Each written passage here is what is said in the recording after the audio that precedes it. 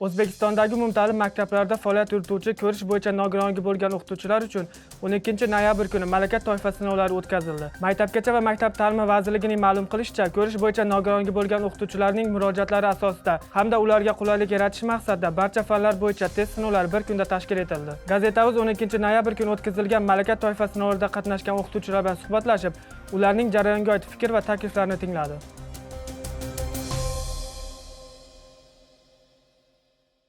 Men ismim Alibek, familiyam Mahmarahimov. 2022 yil sentyabrdan beri Toshkent viloyati Qibray tumaniga qarashli 10-sonli umumiy o'rta ta'lim maktabida davlat huquqi asoslari va shuningdek tarbiya fanlaridan o'quvchilarga dars berib, pedagogik faoliyat bilan shug'ullanib kelmoqdaman.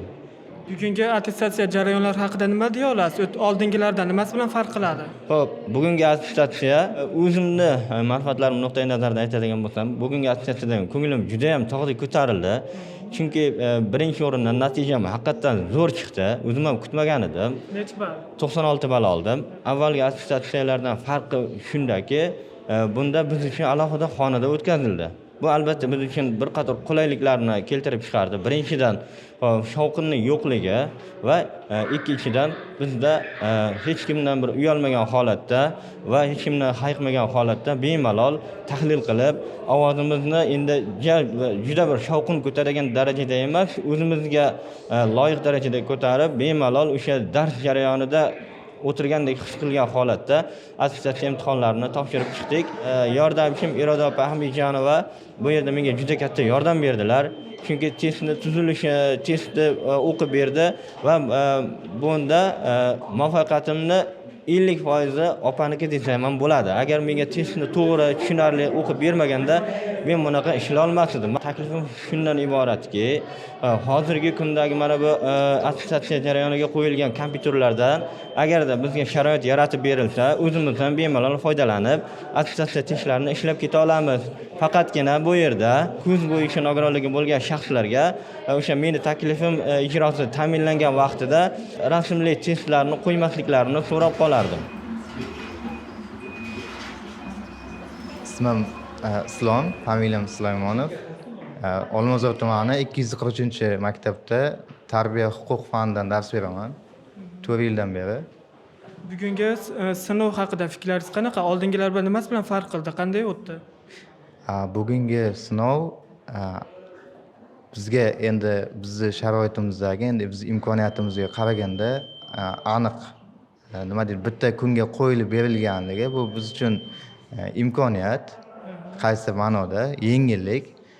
Savollarga kelib qaraydigan bo'lsak, endi biz tayyorlandik, ozmi ko'pmi ish qilib olishga. O'sha birinchi toifaga topshirgandim, oliy toifani ballini oldim. Lekin maqsadim bugungi attestatsiyadan yaxshi natija olish edi. Maqsadimga yetdim. O'tgan safar necha ball olgandingiz va bugun necha ball olaman deb kelgandingiz va qancha ball? O'tgan attestatsiyaga kirganimda men 56 ball olganman. Ya'ni buni 50% olganman, hozirgi olgan ballimni. Shundan keyin ozgina o'z ustimda ishladim. Necha ball oldingiz bugun? Bugun 92 ball oldim. Ichkaridagi sharoitlar haqida nima deysiz? Ichkaridagi sharoit endi o'zimdan kelib chiqib aytadigan bo'lsak, yaxshi sharoit. Ya'ni sharoitlar qilingan, tinch, bemalol ishlashga, mulohaza qilishga yetarli sharoit bor. Yordamchingiz bilan keldingiz demak. Ha, yordamchim bilan keldim. Bugun jarayonda qanaqa qiyinchiliklarga duch keldingiz? Qanaqa takliflaringiz bor yana tizimni takomillashtirish uchun? Tizimni takomillashtirish uchun kompyuterlarda bugungi kunda ya'ni biz ishlatishimiz mumkin bo'lgan programmalar bor. O'sha programmalar o'rnatilganda sal yaxshiroq bo'lar edi. Ya'ni mustaqil ishlash imkoniyati bo'lar edi. Demak, hozir bu programma yo'lligi uchun sizlar yordamchiga birgasizlarmi? Programma bo'lsa ham baribir yordamchiga muhtoj bo'lamiz. Nisbatan o'zimiz ko'proq ishlaymiz programma bo'lsa.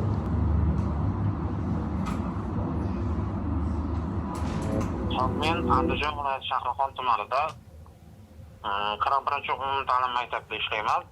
Ko'z bo'yicha birinchi guruh nogironman. Ismim Zokirjon Toshpo'latov.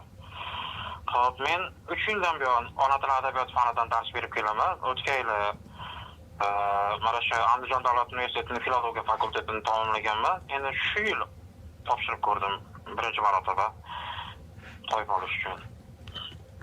Necha ball yig'dingiz shunda? Endi 46 ball yig'dim. Sababi nimaga degan sabablar ham bo'lishi mumkin. Birinchidan bizni aka shunday holat bo'ldiki, alohida kunda bo'lib o'tadi 12-kuni deyilgan, to'g'rimi? Ko'z og'izlarga. Yo'q, bunaqa holat bo'lmadi-da. Bizni sog'lar bilan birgalikda qo'yib qo'ydi. Kirgizib yubordi, aralashib olib ketdik. Sog'lar ham bor, ko'z og'izlar ham bor. Shuning natijasida savollarni o'qib berayotgan paytda bizga ko'pchilik keldida shu xalaqit beryapsizlar, shunaqa gaplar bo'ldi sog'lar tomonidan. Keyin nazoratchilar ham keyin bizning kotibalarimiz sal balandroq o'qib bersa, unga qo'shilib sog'lar ham ovozini chiqarib ketdi. Ya'ni bir-biridan yordam so'rash holat bo'ldimi? Ya'ni hali bizni gapirib turishimiz, bizning kotibalarimizni gapirib turishi ularga ham qo'l keldi shekilli-da, bir haligi shu bahonada biz ham bir-birimizdan so'rab olaylik degan maqsaddan bilmayman. Chunki biz kirayotgan paytimizda tinch edi. Biz kirganimizdan keyin kotibalar bizga o'qib beradi-ku ovoz bilan. Shunda shu natijasida sog'larda ham g'alaba bo'lib ketdi. Asosiy sabablardan bittasi bu kotibam menga shivirlab o'qib berdi. Past ovozda o'qib berdi-da endi. Birga atrofdagilarga xalaqit bermasligi uchun shuni hisobiga biroz eshitishga ham qiynaldim to'g'risi. Shuning uchun men haligi eshitmagan savollarimga nima qilmadim shekilli, uncha yaxshi javob bera olmadim. Ko'z og'izlarida bitta qilib kirgizganda biroz ovozini baland ko'tarib o'qisa ham bir-birimizga xalaqit bermas edi demoqchiman-da. U kechagi jarayonda faqat sizmidingiz yoki yana boshqalar ham bormidi? Ko'rish bo'yicha nogironligi bo'lgan o'qituvchilar.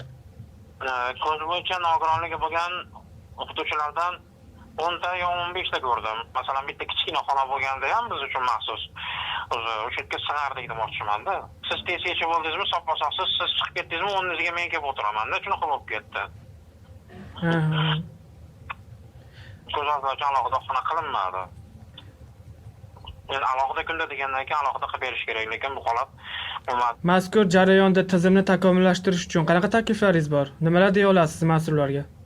Endi takliflarim shundan iboratki, birinchidan bizga alohida kunda deyildimi, alohida kunda bo'lgandan keyin hech bo'lmasa kichkina bo'lsa ham xona qilib berilishi kerak. Ana o'shanda kotibalar bizga sal balandroq gapirib o'qib beraveradi, chunki shunda nazoratchilar ham birga sog'lar bilan aralashib ketsangiz, bu yoqda sog'lar aytadi, sekinroq gapiring, bizga xalaqit beryapsiz. Bu yoqda nazoratchi aytadi, iltimos sekinroq gapiringlar, bo'lmasa chiqarib yuboraman. Bu unaqa bo'lmasligi kerak. Alohida xona qilib berish kerak. Bitta kichkina bo'lsa ham demoqchiman-da. Endi masalan juda katta bo'lmasa ham, hali juda katta auditoriya bo'lmasa ham, sal kichkina xona bo'lsa ham, bir 10 kishi, 15 kishi o'tiradigan bemalol xona qilib berilishi kerak. Testlarni ham biroz yanada yengillashtirilsa, endi boshqa fanlarni bilmadim, shu asosan, lekin tarixlar, boshqa fanlarda mana ko'pchilik yuqori natijalarga erishdi, lekin ona tili adabiyotdan o'zim ham kuzatdim mana shu yerda 60-65 olganlarni ko'rdim.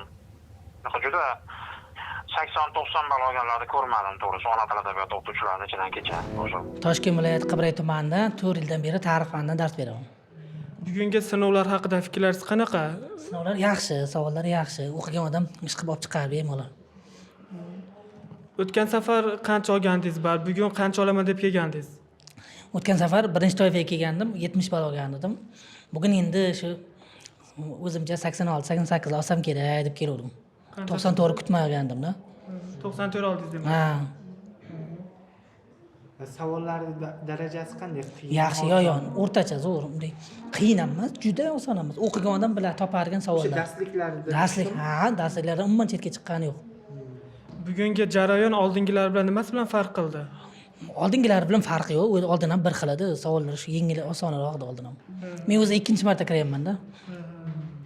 Men uchun boshqa oldingilarning farqini bilmadim. Umuman jarayon haqida qanaqa qiyinchiliklarga duch keldingiz? Qanaqa takliflaringiz bor mas'ullarga? Mas'ullarga taklifim sal kutib qoldik biroz.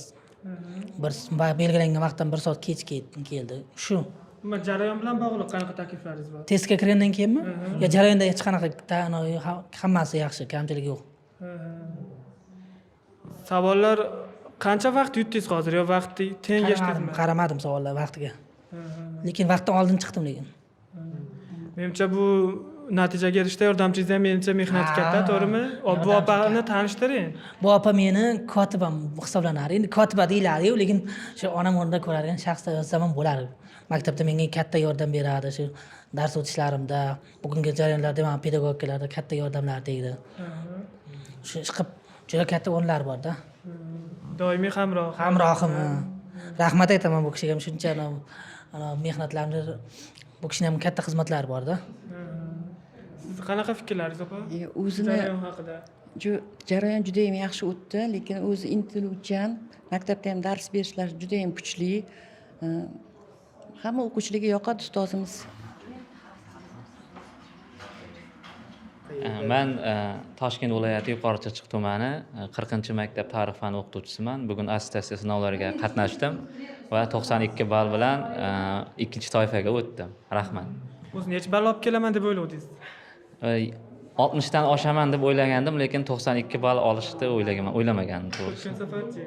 Oldingi safar afsuski o'ta olmaganman. Endi mana harakat qilib, tayyorgarlik ko'rib, yaxshi harakat qildik. Bugungi jarayon haqida nima deysiz? Avvalgilardan nimasi bilan farq qildi aynan?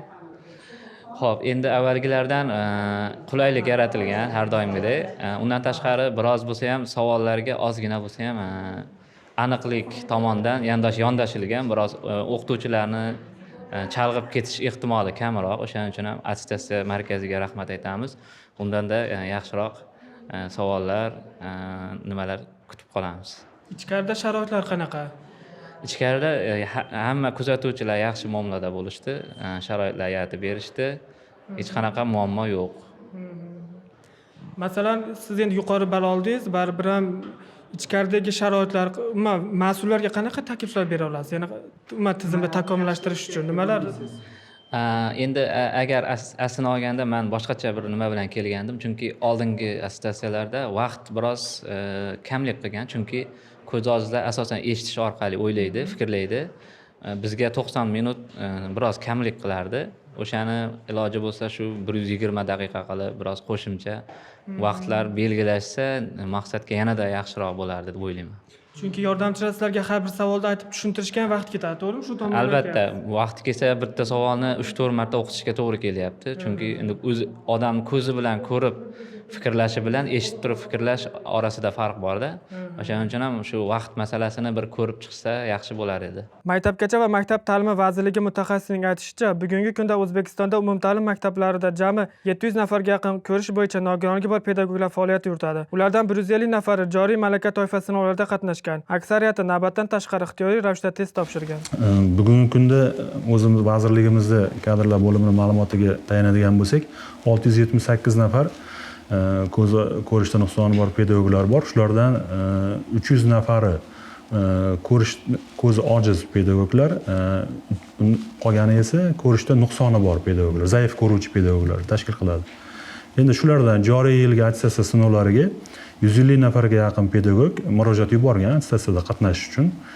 Bu butun respublika shu 13 ta hududda test tashkil qilgan bo'lsak, shu 13 ta hududda shu bugungi 12-noyabr kuniga taklif qilingan shu o'qituvchilarimiz. Bular endi turli fanlardan, har xil fanlardan bo'lsa ham ularga sharoit yaratib bir kunga chaqirganmiz bugungi kunga soat 2 ga. Xabaringiz bor, attestatsiya tizimini takomillashtirib yangi tartib bo'yicha ishlash boshlagandan keyin shu Vazirlar Mahkamasining 572-sonli qarori bilan tasdiqlangan nizom asosida tartibga solinadi attestatsiya tizimi.